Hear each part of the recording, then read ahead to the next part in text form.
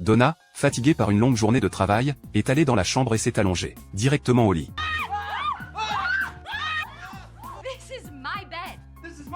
Donna était sur le point d'appeler la police. Hélène a dit « J'ai utilisé le double de la clé sous le pot de fleurs pour entrer. Comment saviez-vous qu'il y avait un double des clés sous le pot de fleurs ? Mon pot de fleurs. » Hélène s'est levée et a mis ses lunettes. À ce moment-là, il remarque enfin les décorations de la pièce. Il a entendu Donna parler à la police au téléphone. L'adresse de cet endroit, 15 Maple Street.